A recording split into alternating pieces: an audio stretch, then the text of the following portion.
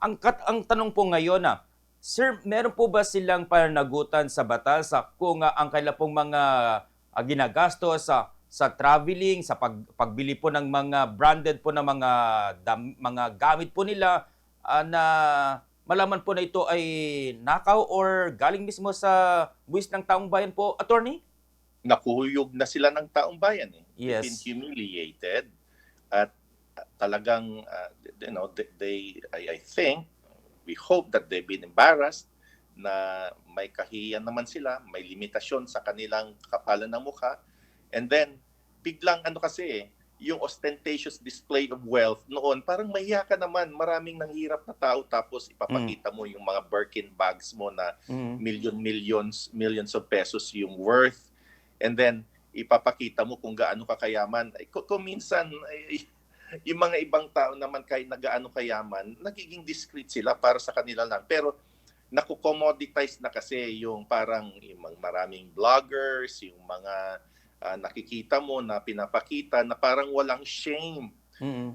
Kahit na mayaman ka kahit na galing sa tamang paraan yung pera mo, kung minsan may limits din ng taste sa sarili mo dahil bakit mo pa ipagkakailan knowing that there are a lot of people Mm. who barely get by every day. Mas worse yung mga sinasabi lang nepo babies. Yung nepo kasi nepotism yung mga Yes. parents nila nakuha nila yung pera nila sa maling paraan and then they will flaunt their wealth na supposedly galing sa nakaw yung kanilang pera. Yung mga sinasabi nila Mm. While they may not be criminally liable, most likely if it is found out na ito ay galing sa ill-gotten Mm. wealth, Yes. lahat yan mawawala. Mafo-forfeit yan, may forfeiture proceedings nga.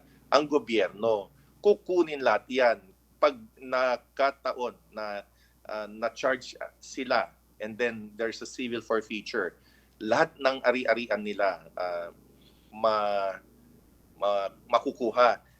Parang kasi paulit-ulit paulit-ulit yung kwento ng bayan natin Mm. remember yung anak ni Miss Napoles, di Yes, ba? yes. May Opo. mga YouTube videos pa siya noon Mm. na talagang nasa abroad siya, na nasa art school, na talagang magarbo yung mga parties niya.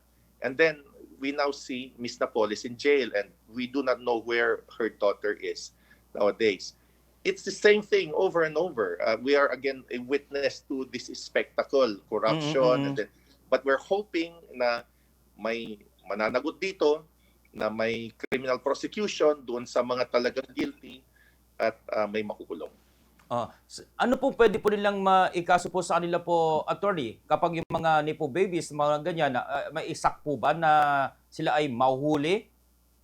Yeah, and, other than what they have been uh, presenting sa SOCMED platforms nila, wala Oo. akong maisip na pwede silang kasuhan criminally unless they're in cahoots with their parents na sila rin ay kasama sa corporation, they made decisions, they Mm. have committed bribery, they're involved in bribing government officials. Mm.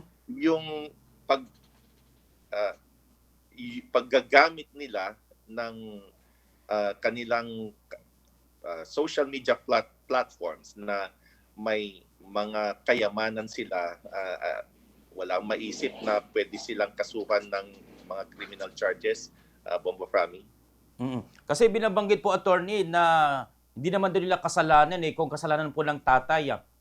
Parang sila bilang anak ay sila lang po yung mga nakikinabang po doon sa mga ginagawa po ng tatay. So yan po yung nagiging nagiging mga debate po sa SOCMED ngayon ng mga ilang pong mga netizens po natin, attorney. There's no way na hindi nila alam Mm. kung saan nila nakukuha yung pera. Alam nila na galing sa kontrata yung mga na Mm. earn nila at imposible kasi hindi naman sila 10-year-olds or 12-year-olds these are very mature people who know what they're doing. Ito yung masakit kasi. If you would assume na alam nila na murky yung source of funds ng nakuha ng parents nila, tapos magfo-flaunt pa sila ng kanilang wealth na makikita kung sino man ang may access. Naka-public kasi sila eh. Di mas malaki yung pananagutan nila. Unfortunately, there is not that I could think of a criminal section sa revised penal code, article sa revised penal code na pwede silang kasuhan dahil lang sa pagpresenta nila ng kanilang kayamanan sa social media. As I've said, unless kasama sila doon sa operation at sa bribery na nangyari sa